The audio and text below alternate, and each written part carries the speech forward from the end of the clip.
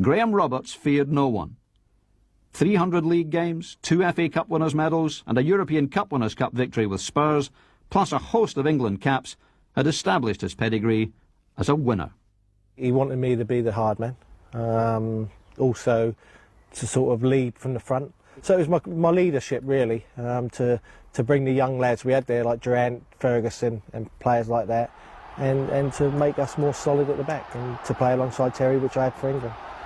Like my first game was against Dundee United, and you know, I went up there and we played at Ibrox and we won 2-0, and I made I think it was the second goal, and when I clattered the goalkeeper, and you know, I think I won the hearts of the Rangers supporters there. But you could see in the likes of the centre forwards playing against you that they were looking over their shoulders before they were getting the ball, and it made your job a little bit easier than what it did in England. I always said something to them, you know, just a little whisper in their ear of what they're going to get, and at the end of it, they were always looking over their shoulders. So, you know, I don't change my reputation for anybody. I still do it when I'm playing now, even in the ex-Rangers players. You know, I ain't going to change my attitude now. The defence, led by Butcher and Roberts, conceded a paltry 18 goals throughout the season, and the championship was won on the second last day in controversial circumstances at Pittodrie. It's just a bizarre sort of afternoon really, because of Falkirk's result at Celtic. In the final 5 minutes we knew we were champions. So you know, in the end he didn't bother that you could have lost the game 6 or 7-1 because it was 1-1 at the time. But your pride and everything else and the resolve that you had, you didn't want to lose. And we ground out the final 5 minutes down to 10 men, of course, because the manager had been sent off in the first half again.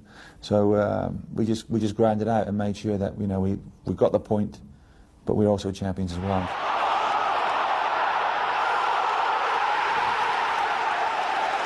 What do you remember of the goal? Well, seeing David Cooper, we had a free kick on the left-hand side, inside left area, around about 35 yards out, so he couldn't shoot. So, but he could put the ball into the box. And as a left footer, it's an outswinger into the box. So it's just a case really of, I mean, I get all tingly thinking about it now because it was a great feeling. It was a great feeling that one of my headers ended up in the back of the opponent's net instead of my own. But I just saw his eyes, and I remember looking and thinking, both of us thought on the same wavelength. I'm going to make that run. And David seen me and seen the space, and he just flighted a lovely ball, a perfect ball into the space. And the pace was on the cross, on the ball in, and I just guided it in, just got ahead to it.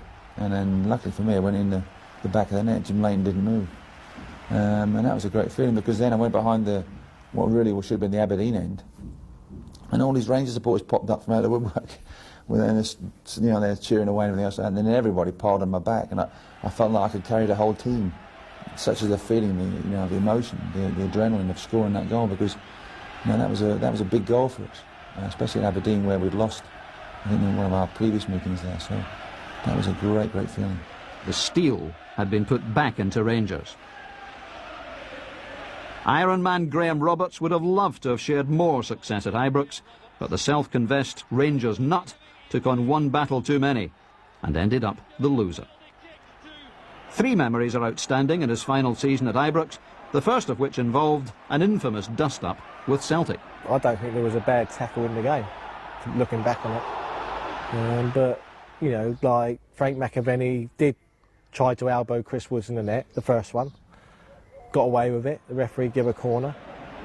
The second one, Chris has caught it in his hand and McAvenny just ran into it. Chris has put his elbow up to guard himself, and all else let loose. Terry pushed him, I've grabbed him and pulled him away. Nobody's really got injured, and all of a sudden, you know, there's players getting sent off, me going in goal, and the next day you read that you're going to be prosecuted by the Procurator Fiscal. Terry and Chris got charged for what, I don't really know, but I was not proven, and that's life, you get on with it. But at the end of it, you know, I just think we were made scapegoats, and I would never ever change my mind on that. Rangers were 2 down with 9 men in the park against Celtic's 10. But with Richard Gough now in the team and a never-say-die attitude, Rangers stormed back. Those who were there say they've never heard a louder roar than the one which greeted Rangers' equaliser. He's made it! Rangers are right back in the match! Ali McCoy with his 19th goal of the season. Ibrox erupts once again.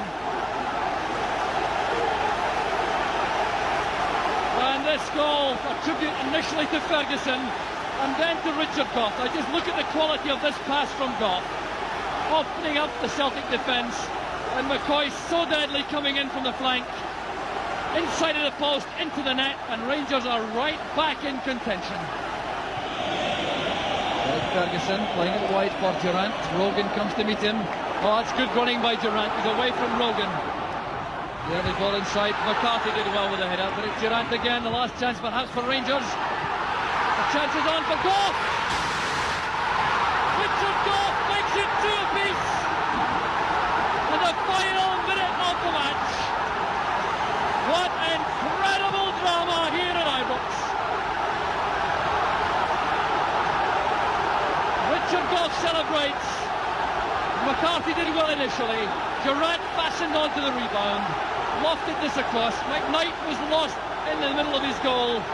Gough stretched out and turned the ball into the corner.